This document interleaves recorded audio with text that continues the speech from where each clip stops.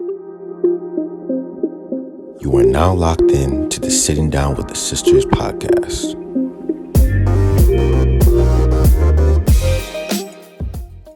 Hi guys! Welcome back to the Sitting Down with the Sisters podcast. We are your hosts. I'm Ayo. I'm Ashley. And I'm Temmie.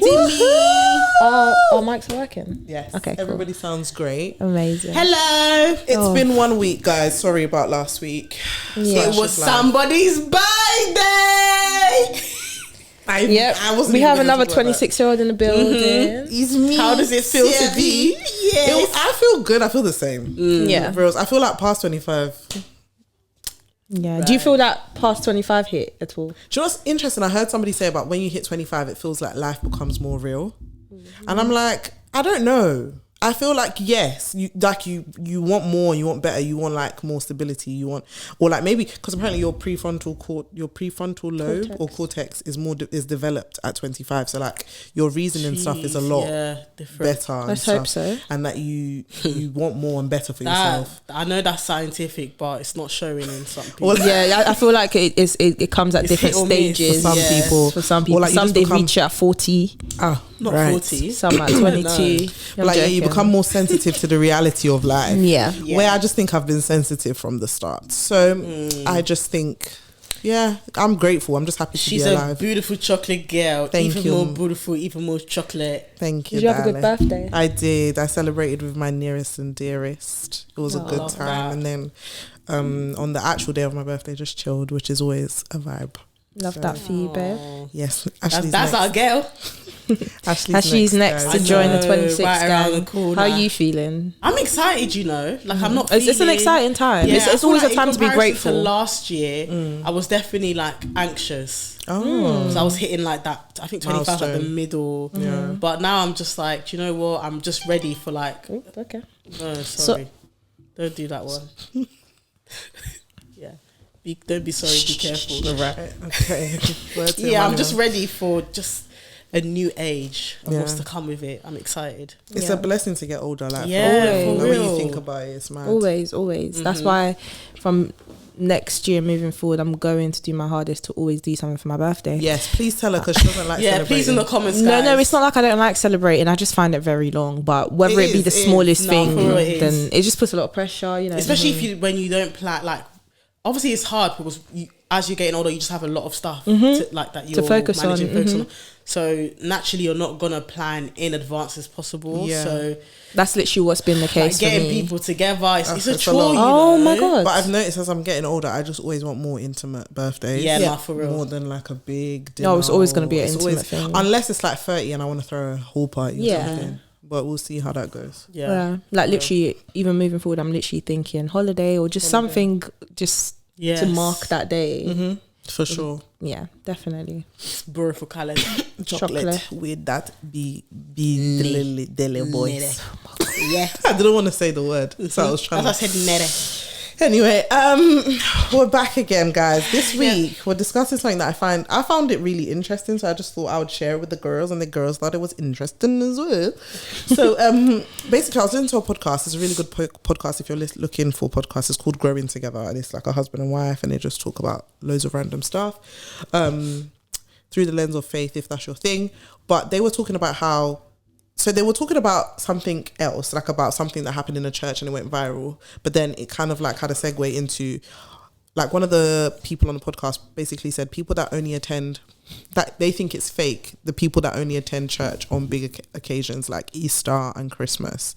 And it just made me think, like, is it fake? Like, I don't know if fake is the word I would have used, but I just thought it would be an interesting thing to discuss. Like, what are thoughts about people that only, sounds like, why are we thinking about them? But like, I don't know how to explain it. What are we thinking about them? Like, what's our opinion? What is our opinion on people that treat church as Christian women? What is our opinion on people that treat church as something they just attend twice a year or maybe 3 times max? I wouldn't use the word fake. But I would instead say there's a lack of intentionality there. I think when you care about something, and when, for example, say if our friendship now, I'm only messaging you when I want something. Outside of that, I'm never checking up on you. I'm never there for you. I'm never present. naturally the other person on the receiving end is going to feel like, is this someone that actually is my friend? Is this someone that deserves to be in my inner circle? I think that's how people should treat their relationship with God. So when there's a lack of intentionality and then you're only attending on the special occasions, and that's why I thank God is a merciful God, that he doesn't view it the way we view it. Of course, God naturally wants us to be in fellowship with him, and fellowship is not just one-on-one, but also around other believers in Christ. So yeah, I wouldn't use the word fake. I would say there's a lack of intentionality, because I've had a conversation with someone, and it always seems to be when they attend only, for example, Christmas and Easter, it's almost like a checklist. Like, okay, I've gone to church on Easter, so they can feel better about it. It's almost like a pride, ego thing. I don't necessarily... For some people, it might be a reflection of their church. You know, they might not like the church that they go to, and they don't want to seek like a new church to go to, blah, blah, blah. So they only attend on those two occasions. But yeah, majority of like when I've had conversations with people about it, it's definitely from a place of, okay, I've gone with my family, tick, done. So it's an interesting one. It's really an interesting one. I feel like one thing that maybe they spoke about it in the pod, but on our pod, one thing that statement is lacking is the intention behind the reason why they're going on those 2 days. Right. So I don't know if it's fair to say it's a lack of intention, if I'm honest. And the reason I say that is because the older I get, the more I know as a fact that, you know, your relationship with God is not a complete, how do I put it? Your relationship with God is not a complete reflection on how often you go to church or not. And that's really important. Of course, yes, church is a place of worship, you know, somewhere that you should be, but that's not the only place to feel the presence of God, and we all know that. For example, there's such thing as online services, or where two or more gathered. You know, you can have a fellowship in your house, you can do it with your friends, you can do all of that thing. So let's say throughout the year that is something that you do, and then maybe on, you know, special occasions such as Christmas or Easter, you decide to go to church, I don't know, as a one-off. Like I said, the reason why it's hard is because you don't know anyone's intention. If it's a checklist situation, then, you know, there's only so much I can say. Then, you know, we only know there's only one answer to that. But whereas for a lot of people where it's not a checklist for whatever reason, maybe they work on Sundays and they can't get those days off and they need that job, or for whatever reason, you know, yeah, I think it's really hard to know what people's intentions are by not going for the rest of the Sundays in the year, and they go for specific celebrations or occasions in the church. Can I just add though, I feel like that statement only applies to people who don't engage in fellowship at all. Right. So say if someone is doing live services, when people say that statement, or you only go to church, I think they're referring to people who literally only do not go. But that's why I said we should be careful, because that statement I didn't take it that way. Right. Do you get what I mean? Yeah, and I could tell from when you were explaining, giving your explanation, that's how you took it. But I saw it the other way, the flip way, whereas they never made it clear what those people's intentions are when they're not in the church. Right. They just like what are you doing outside the church? The times you're not in the church, what are you doing for God? What relationship do you have with him? So if it was specific to those people that make it a checklist thing, then of course we know where their intentions lie. But that statement is too vague for me to then conclude that, you know, they have a lack of intention with God, because it just doesn't clarify exactly. Do you know what I'm saying? Yeah, it's an interesting one to me, because I think to give it more context, they were speaking about it through the lens of, like, sometimes, like, Easter and Christmas are the only times that some people experience that, like, evangelism gospel message. And if essentially what she said, which I thought was actually quite profound, is that if the sacrifice that Jesus made on the cross, like if you actually believe that if you believe that Jesus actually died for you, then there should be some transformative acts in your life which would lead to maybe more devotion to your relationship with God, which would I personally think, if you are a devoted Christian, a lot of people do say you do not need to go to church to be a Christian, and I used to also say, like, not say it, but like I used to be like yeah, like it's true, but and it's true in some senses, but if we're looking at the heart of what people are trying to say there, sometimes it's a misguided statement, because there is literally biblical like encouragement that you should not forsake the assembling of yourselves together, and obviously that doesn't have to look like going to a church in a place of worship on Sunday. But if you're not intentional about meeting together with other Christians, and your only reason for attending church is because you know on Christmas and Easter there's going to be a big hoorah, there's going to be a party, there's going to be food, there's going to be, because a lot of the time it's either that people come for those two events and watch night or crossover service, like some people call it. They come for those events because they know, one, their parent has probably begged them to come, or two, or they genuinely think they're going into a new year, let's start off with Christ, and then they backslide throughout the months, and it's like a cycle. It's not from a place of true devotion to whatever faith you're a part of. It's more of a just doing it thing. And if it's that, then I definitely think it's I don't know, it's just not a good way to treat your relationship with God. As you've said, literally the explanation you've given, if that is the case, then absolutely, then actually hit the nail by saying it's just like having friendships. Yeah, with we wouldn't treat our relationships like that. If you claim to care about someone, actions speak louder than words as well. Everything put together, and if you're not really showing that, like, then it just goes to show what sort of relationship you're trying to build and what foundation you're trying to build. But I still feel like, I don't know, I still feel like that now that you've given it more context, fair enough. I think, you go, it's fine. I was just going to say, I think it just makes me think on a broader spectrum more about our views on church attendance and how important, because to me, I think because I've grown up in church and like I don't think I can say I've missed a service. Like I can't put up my two hands and say I've missed up to 10 services ever in my life. I think just because of the way I've been brought up, very heavily involved in church, it's just a part of it. Not to say that if you're going to church every Sunday and your mind is not in it, there's also an issue with that, by the way.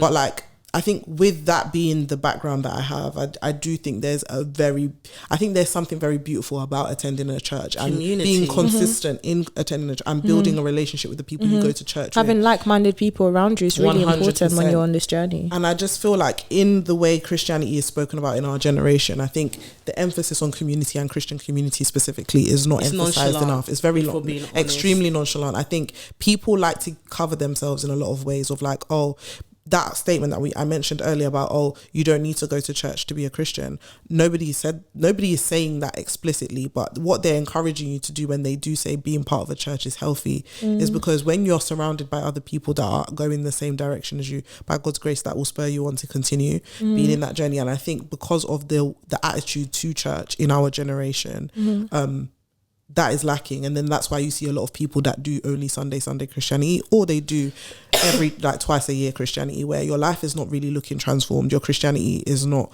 impactful on your life and on the lives of those around you, and it's more of a title than it is a lifestyle. And sometimes when you look at it from the flip side now, like to piggyback kind of off of what Temi said, we need to be careful as well as Christians when having these discussions.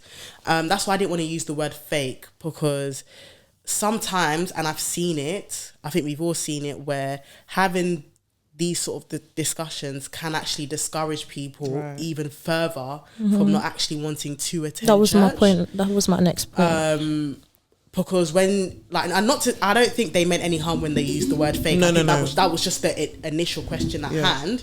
But I have seen conversations when people, have said, you're not a Christian if you don't go to, literally word for word, you're not a Christian if you don't go to church. If you don't have a community, you're this, you're that. How is God going to bless you if you're not at church? Blah, blah, blah, all of these things. So, the fear mongering, the fear tactical, evangelism to get people to church is actually having the opposite effect. So I think the conversation surrounding this needs to be dealt with wisdom and spoken carefully, and like you said, kind of get to the bottom of it instead of asking people, you know, or you instead of saying to or people, labeling already the reason why they're not coming. People, why you should be at church. You're not coming to church because you don't have a relationship. Look at everything God is doing for you. Instead of that, ask people, okay, why aren't you interested in attending church? Like, if you don't mind me asking, like, what's the root cause? Like, you know, did you grow up in church? And if you have grown up in church, like, what kind of made you? And I'm sorry to interrupt you. And have that conversation. And once you actually dive deeper into the reasons why people don't go to church, that's a whole nother conversation. Yeah, because if we're being honest, there's like, they're actually reasonable. Church hurt. If we're being honest, that's one of the main things. Church hurts, and let's not pretend as if, obviously this is a whole different conversation, but let's not pretend as if a lot of churches, we haven't seen a lot of downfall of some of these churches that claim to be church and disguise in other ways, and not necessarily affected the people that are going there, but indirectly affecting the people seeing it. Ooh, sorry. She preaching, guys. Indirectly affecting the people looking at it, whether it be through social media, on the news, or whatever the situation may be. Let's say, for example, and you know, someone that's really into coming to the religion for the first time, and that's the introduction they meet at the door. So you know, so the reasons, of course, we know a lot of the reasons are, let's be honest, laziness, or they just don't take their relationship with God seriously. Let's not undermine that. But at the same time, there are like some reasons are valid, and I can understand why. So as Christians, it's our job to, in the best way possible, as she said, be careful and be considerate in how we approach it, and do our best to try and change that for them. But don't water it down either. I think the culture we're in, and that I'm seeing, and that I've even been victim to. I'm just all over the place. That I've even been victim to is sometimes, like, your environment, you can become susceptible to kind of watering it down, and in asking them, the result shouldn't now be you kind of, you know, diminishing the power of actually, like I said, being in a community and building relationship and being a part of a fellowship consistently. Just being able to stand your ground. And that doesn't look like shoving it down their throats or putting it in their face, but having that conversation and maybe including transparency and how it's, you know, changed your life, how it's affected your life, the stability it's brought to you, the positive effects it's brought to you. Just having that transparency all around, because I think, especially the older generation anyway, and it's unfortunate, like my parents' generation, seeing them, a lot of, let me just speak about it from the African community, because we're African, isn't it? Yeah. ADE, African is everything. And I saw this discussion, funnily enough, on YouTube, where someone was like, you know, he grew up in church, but unfortunately he's not at church anymore. And he was very open to wanting to go back. That's like a lot of people's story. They're very open to wanting to go back to church, but, you know, seeing his parents at church every week, every Sunday, they saw a different parent than the one they saw Monday to Saturday. Right. And that's very unfortunate. It's very common for a lot of people where, you know, in Sunday they're this respected person in church, you know, they're almost kind of quote unquote worshipped, they're doing X, Y, and Z, but then Monday to Saturday at home, it's a completely different parent. And I think that's very, very sad, because that is like, that's through our parents, that was our first introduction. For me, anyway, that was my first introduction to Christianity. Right. And for other people, if you're now seeing someone completely different at home, and that's not to say that your parents are perfect. They were going through their own traumas and dealing with their own things. But unfortunately, if that was your introduction, back to what you guys said, to religion, to Christianity, and then, you know, it's kind of like, it's a battle in your mind. Can I tap into what you're saying? Go, yeah. I feel like you'll explain it. Go. No, I'm just like, essentially, if something that your parents have marketed to you as something that's going to be transformative for your life, but you haven't seen the works evident in their life, why is that something that you're going to take on as something that you should, you know, add to your life and see as beneficial? And that is true. Like, if somebody's recommending you a product, but you've not seen the effects for it in that person, are you going to buy the product? Probably not. And that's why I feel like the whole thing about training up a child in the way they should go, like, of course, that is, you know, a big deal. Imperative. That's of course that's what we're assigned. That's what parents are assigned to do as parents. But God also tells us to live the life. You can't train somebody and then also be doing counter to what you're teaching, because at the end of the day it's not going to reap the fruit that you want. And to tap into also another thing Ashley mentioned about the discourse has to be handled properly, because I think a lot of the time, yes, we should definitely validate church hurt. I think there was a big thing with this during COVID. Actually, there was a lot of rooms and spaces and clubhouse things about Clubhouse addressing like church hurt. People were naming people were doing a whole thing, and as much as that is very healthy and people should have a space to voice Open those discussion. things, where there isn't like the wisdom and where there isn't the safeguarding and also the responsibility or the accountability of someone to redirect people to realizing that a lot of this church here has nothing to do with Jesus, and it has nothing to do with God is calling you to do. Because a lot of the time when you validate church here in the way that I've seen it validated on social media, you a lot of the time people are just also validated to leaving Christianity altogether, and that is not how you handle those situations. Because at the end of the day, you can run from pillar to post all you want. True healing and real like living only starts when you give your life, like when you have a relationship with God. And that can look different obviously as you're going through that transitionary phase of like dealing with the hurt. No one's saying you should run to the next church you see and devote your life to it, but there should be an encouragement and there should be a safety net of people that are also still edifying you in your faith, that are still encouraging you to understand that these people that gave you a very bad representation of what Christ and Christianity looks like, that is not what the whole story is. And I think that is what is lacking. And do you think it impacts church attendance, because people are wondering 100%. People are literally wondering why the younger generation keeps getting more rebellious, keeps getting more wild, keeps getting more brazen in the things that they do. And there is a heavy lack of a fear of, not fear, I don't mean fear of God as in to be scared of him, but there's a lack of reverence for things that should be revered, whether that's holiness, whether that's righteousness, whether that's simple things like justice for people, how you should live your life morally. There is a lack of importance impressed on people in those areas, and because of that, of course we're just gonna continue to breed more generations of people that are rambunctious and rebellious, because at the end of the day there's no foundation to a lot of things, and people are just being validated to do whatever the hell they want to do, and they're looking for social media for answers. And that's why I think sometimes having conversations that are heavy, social media is a good place to start them, but it's not a good place to finish them, because there's no security, there's no safety, there's no actual true care being taken to ensure that the souls that people are leading astray are also being brought back into the fold. It's very dangerous, especially in religious and faith-based circles. No, what I was gonna say was what you were saying about people just not judging Christianity, the faith, and Jesus based off what they see on social media.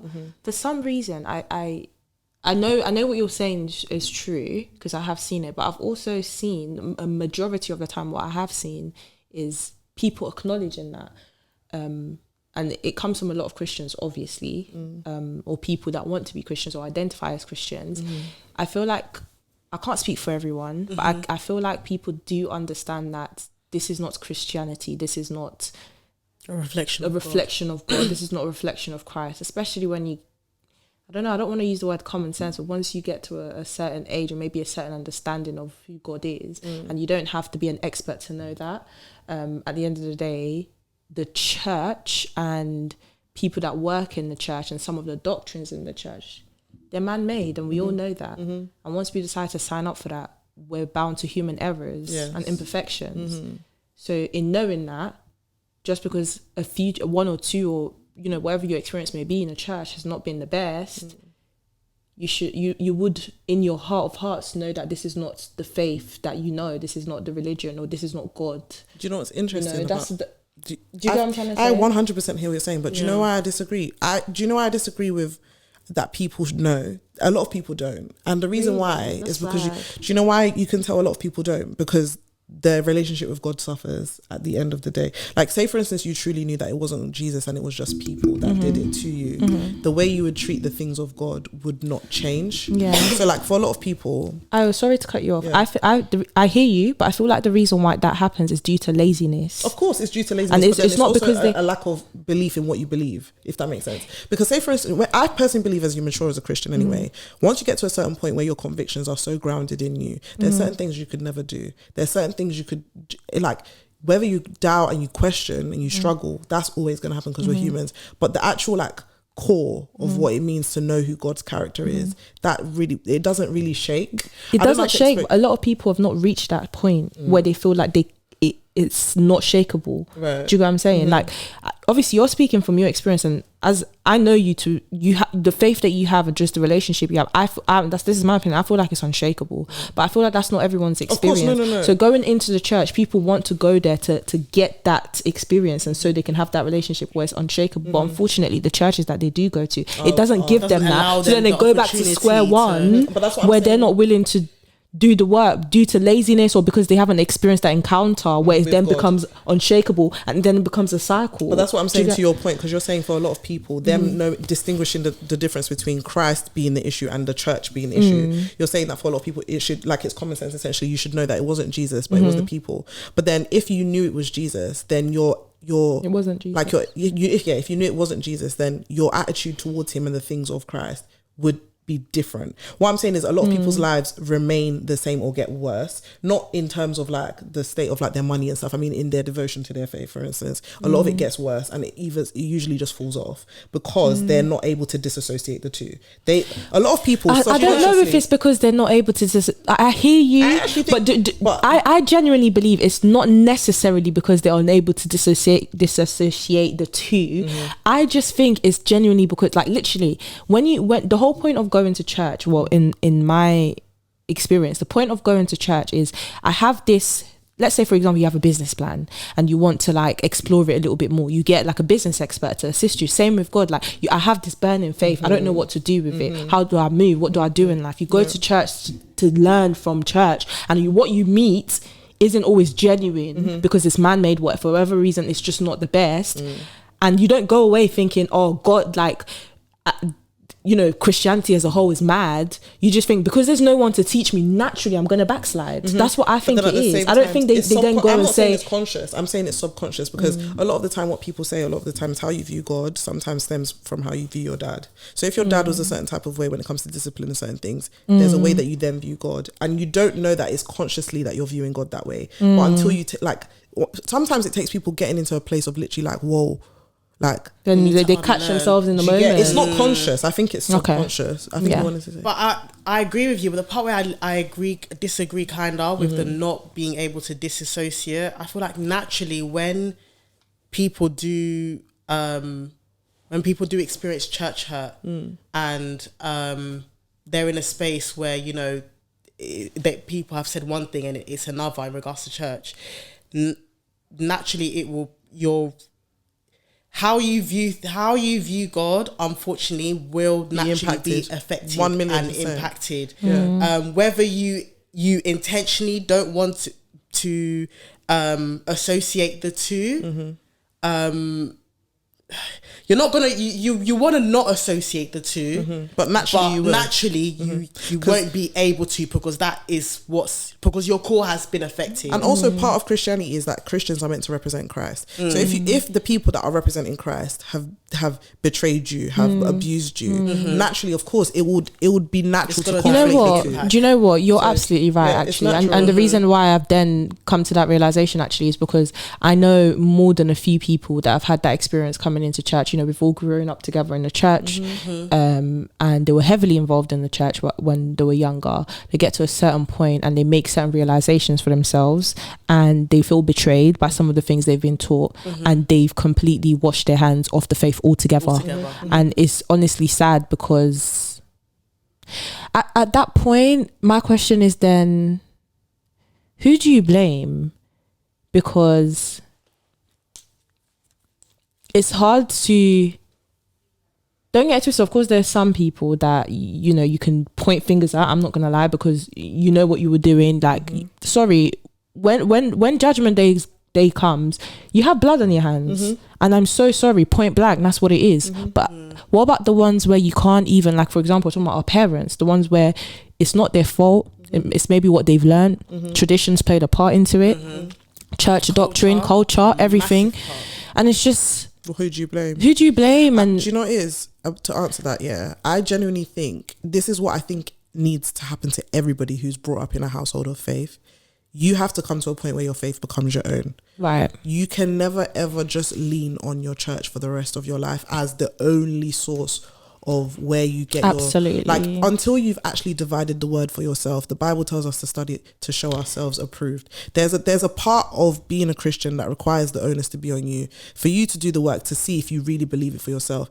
That Jesus encourages us to also count the cost. If you see the cost of Christianity is not something you really care to pay and you care to live out, nobody's forcing you to do it either. And I think that's where I think a lot of the time the issue or the problem comes, where people don't realize that they actually do need to do the heavy lifting of, like, personalizing their own faith. You just answered my question.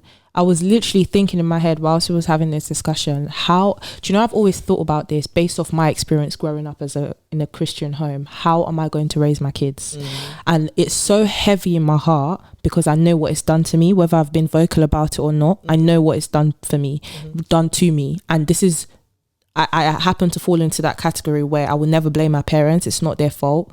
But Christianity was not an option, which I understand because you have to bring your child up in the way of the Lord, and that's in my parents' way. That's the way they wanted to sort of to take you. Yeah, they wanted to, you know, follow that part of the Bible. And when I say I don't know, or I'm trying to decide how I'm going to do that with my kids, it's going to be in the same way, of course. But so I'm going to follow the Bible and do that, but maybe the approach might be slightly different in a sense where what you just said, what a lot of parents fail to do before they turn 18 or before the kids go to uni, they don't give them that choice. It's like you have to do it. And they don't, like, encourage you to do the work that you need to do. That work for yourself, and that's not faith. And before I reached the age of 18, or even after finishing uni, sometimes, like, it's a thing where I started building my relationship with Christ a bit later than I would have liked to, because I wasn't encouraged to, because it literally wasn't an option. Similar. Waking up in the morning on Sundays, you must go to church, whether you be 15, 14. And I get that, because at the end of the day, my parents are they're my guardian. I have to listen to them. But in listening to them, there could have been a bit of you have to go to church on Sunday. However, if you just, you know, start encouraging. Explain why. Yeah, explain Talk about why. it. I think that's what's lacking there. Make it a discussion. There's a lack of the why. There's a lack of conversation. When you ask people, okay, why do you believe? Right. Oh, because I believe Jesus Christ. No. Why? Yeah. What is the what's he done in your life? What's the personal impact of Christianity on your life? What's the relationship? Now I can answer that. Is it important? But imagine being such an active member. I was such an active member in the church from young, even from back home in Nigeria, from the little I can remember. Like, church was just not an option. You have to do it, and not just do it. You have to be actively involved in the church. Be a member, worker. Yeah. Right now, since I've left uni, I've been to a few churches after uni, because I'm still trying to find my feet in terms of what church I'm really trying to settle into. The ones that I have been to, I've been so reluctant to be a part of the working like to serve in the church. Yeah. No, and do you know what, Tem? Your point is so powerful. Like, it's actually so powerful, because I think I can relate to that journey. I grew up in church, very active in church from the day dot. Both my parents very active in church. Everybody does something in church, and it's like, until I had my own personal relationship with God, until anybody has their own personal relationship with God, you're going to be doing it out of just man-made service. Like, and because it's my never parents going to told be me from to. a place of devotion to Christ And routine. Yes. Oh, my mom said that. My parents said I have to be a part Like, of this literally department, so this is what I'm Sundays doing. I can't go anywhere because I have church routine. Yeah, that's me. Like you might want to go somewhere, you But it's can't, because it's different, like Sundays I couldn't go anywhere. What? Leave me out your plans on Sundays. I could And not sometimes attend. it carries out into the week. Like, for me, my weekends were surrounded around church rehearsal. If it's not choir revival, it's rehearsals. Bible study, church rehearsal, choir rehearsal, ushering. All throughout the week. And thing is, naturally, if you don't have a real core reason as to why you're doing all these things, you're going to naturally fall And if off. you look at the Once you get people, older. and if you look at the people that have these opinions about, you know, they don't really want to be involved in church or for whatever reason, it's the ones that were brought up That in the they church. were once They involved. were either once once involved, brought up involved. in church, or they were very heavily like, it was just,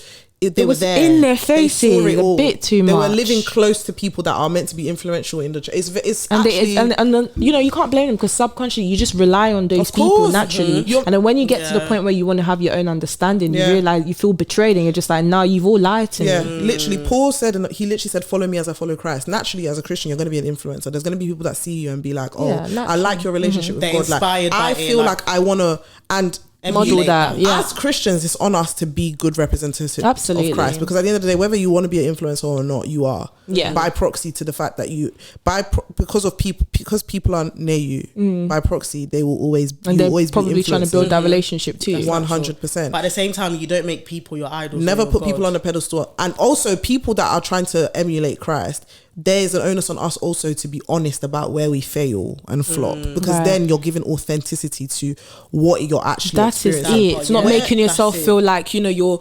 untouchable and you're perfect. And Or you're just- somewhere where you're not. Exactly, because And be that's honest where a lot about of that. people have struggled with church attendance and just being a Christian in general. They think as soon as you become a Christian, perfection just comes next.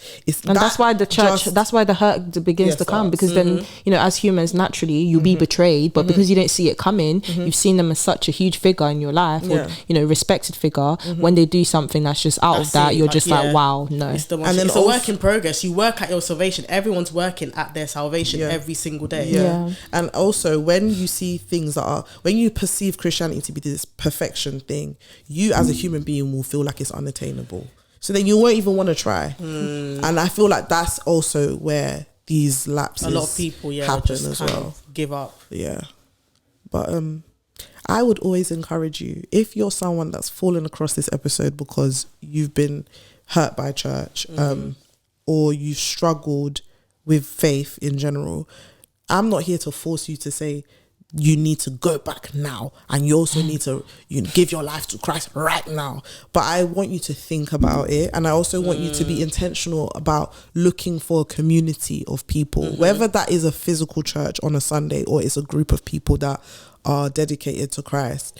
Look for it, and don't feel like you need to present yourself as anything other than who you really are at the moment, because God can only save who you really are. Yeah. So just go there as yourself, and the Lord does the rest of the work. Yeah. And I'd say put it in prayer as well.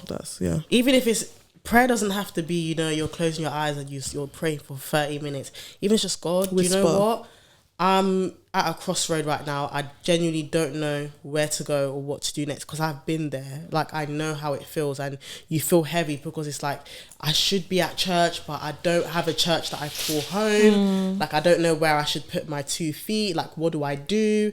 So literally just offer it up to God and be like, God, you know what? Lead me, show me. Put people around me that will guide me in the right direction, that will show me that this is where I'm supposed to be. Yeah. And there's no rush.